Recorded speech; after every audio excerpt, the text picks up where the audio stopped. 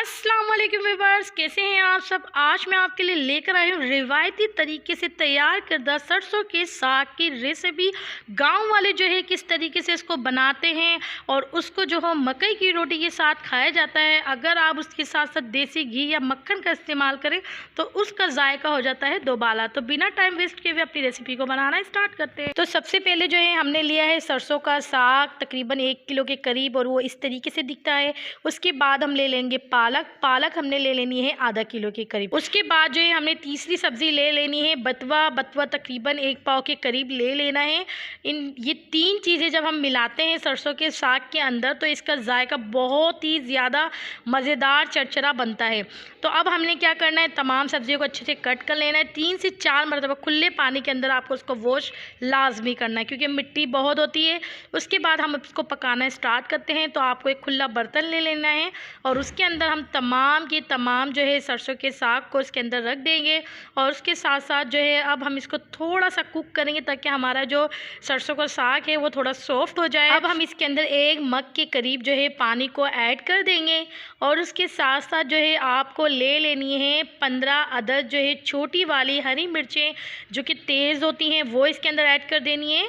छिली हुई लहसुन जो है वो आपको ऐड कर देनी है 1/4 कप के करीब, और अदरक का जो पेस्ट है वो भी आपको इसके अंदर ऐड कर देना है।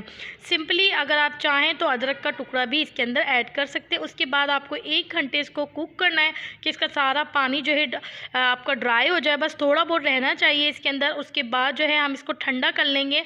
उसके बाद जो है हम इसको अपनी जूसर मशीन के अंदर अच्छे से ग्राइंड कर लेंगे। तो इस तरीके से आपको ग्राइंड कर लेना है तमाम की तमाम सरसों के साग को। अगर व्यूवर्स आप जो है इस तरीके से ग्राइंड करके और इसको आप फ्रोज़न करके भी रख सकते हैं। तो इस तरीके से आप इस सब्ज़ी को जो है आप कुछ टाइम तक अपने फ्रीज़ के अंदर सेव कर सकते हैं। तो मैंने भी जो है इसको सेव कर लिया और जब मुझे नेक्स्ट डे इसको पकाना था तो मैंने इसको कुछ घंटे पहले बाहर निकाल के रख लिया। तो चलिए अब हम अपनी रेसिपी को स्टार्ट करते हैं। तो सबसे पहले आपको ले लेनी है कढ़ाई, उसके अंदर जो है अपने साग को ऐड कर देना है। बहुत ही सिंपल तरीके से मैं आपको समझा रही हूँ, बहुत आसान तरीका है और आप स्टेप बाय स्टेप जब इसको फॉलो करेंगे ना आपका साग बहुत ही ज़्यादा टेस्टी बनेगा। तो चलिए अब आगे चलते हैं। अब हमने क्या लेनी है, हमने जूसर मशीन की मिक्सी ले लेनी है। उसके अंदर तो आपको 2 टेबल स्पून के करीब जो है गोल धनिया को ऐड कर देना है और उसको बारीक पीस लेना है, ठीक है ना। इसके अंदर आप फ्रेश गोल धनिया डालेंगे ना उसकी बहुत अच्छी खुशबू आती है। तो अब ये देखिए इस तरीके से हमने पीस के इसको रख लिया है। अब हम नेक्स्ट स्टेप की तरफ चलते हैं। आपको ले लेना है एक बाउल, उस बाउल के अंदर तकरीबन आपको ले लेनी है 1 कप के करीब गाढ़ी दही, ठीक है। उसके साथ साथ जो है अब हम इसके अंदर कुछ मसाले डालेंगे और बहुत ही सिंपल तरीके से हम इसको कुक करने वाले हैं। अब हम इसके अंदर ऐड करने जा रहे हैं 2 टेबल स्पून के करीब जो है बेसन। नेक्स्ट पे हम ऐड करने जा रहे हैं तकरीबन 2 टेबल स्पून के करीब जो है कुटी हुई लाल मिर्च। अगर आपके पास कुटी हुई लाल मिर्च नहीं है तो आप लाल मिर्च का भी इस्तेमाल कर सकते हैं। 2 चमची के करीब जो है हमने अभी फ्रेश जो धनिया पीसा था वो हमने इसके अंदर ऐड कर दिया।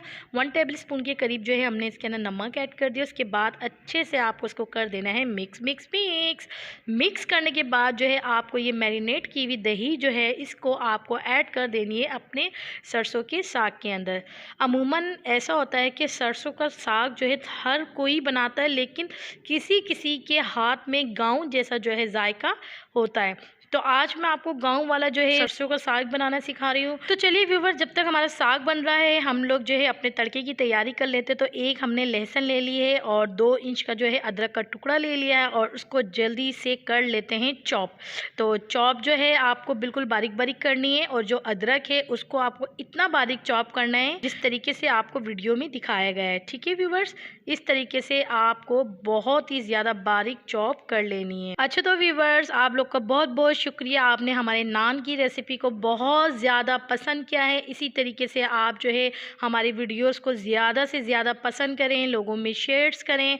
और अगर किसी ने हमारी नान की वीडियो नहीं देखी तो इंशाल्लाह मैं डिस्क्रिप्शन में उसको लिंक शेयर ज़रूर कर दूँगी। तो देखिए व्यूवर्स, हमारा साग बिल्कुल रेडी हो चुका है। अब हम तड़के की तैयारी कर लेते हैं। तो तड़के के लिए हमने लिए लहसुन, चॉप की हुई अदरक, कुछ गोल मिर्चें, ज़ीरा और गरम मसाला और हल्दी। अब हमने तकरीबन 1 कप के करीब ऑयल ले लिया, उसके अंदर लहसुन के जवे डाल दी हैं, हल्की सी सोते हो जाएंगे। उसके बाद हमारी जो बारीक चॉप की हुई जो अदरक है ना, वो आपको फिर इसके अंदर ऐड कर देनी है। अच्छा, तो अदरक का जो इस्तेमाल करते हैं ना जब हम तड़के में, तो जब वो सरसों के साग में जब डलता है और जब हम बाइट लेते हैं मुंह में, तो बहुत ही टेस्टी उसका फ्लेवर आता है। अब हम इसके अंदर बेरी मिर्च को ऐड करने लगे हैं और उसके साथ साथ जो है हल्का सा उसको मिक्स करते चले जाएंगे और उसके साथ हम इसके अंदर ज़ीरे को ऐड कर देंगे और बाकी के एंड में जो है गरम मसाला और हल्दी को इसके अंदर ऐड कर देंगे। उससे ये होता है कि तड़के का जो कलर और उसका जो फ्लेवर होता है ना हल्दी का, वो भी बहुत ज़्यादा टेस्टी होता है। बस अब हमारा तड़का रेडी हो चुका है। अब हमने अपने साग के अंदर इसको जो है डाल देना है और उसके बाद जो है हम अपनी डिश के अंदर इसको सर्व करने लगे हैं। तो व्यूवर्स, आपको कैसा लगा गाँव जैसा सरसों के साग की रेसिपी? यकीन जाने जब आप इसका 1 बाइट खाएंगे तो आपको अपनी माँ की याद आ जाएगी। तो अब हम इसको सर्व करने लगे हैं। हमने मक्खन और देसी घी के साथ इसको सर्व किया है। मकई की रोटी इसके साथ स्पेशली खाई जाती है। अगर आप चाहें तो आप नॉर्मली जो आपके घर में यूज़ होती है रोटी, वो भी आप ले सकते हैं, लेकिन देसी घी और मक्खन से इसका जायका हो जाता है दोबाला। तो बस आपको इसी तरीके से मुझे सपोर्ट करते रहना है। अगर आपको हमारी वीडियो अच्छी लगे तो लाइक के साथ साथ हमारे चैनल को सब्सक्राइब करना मत भूलिए। फिर मिलेंगे नेक्स्ट वीडियो में। अल्लाह हाफिज़।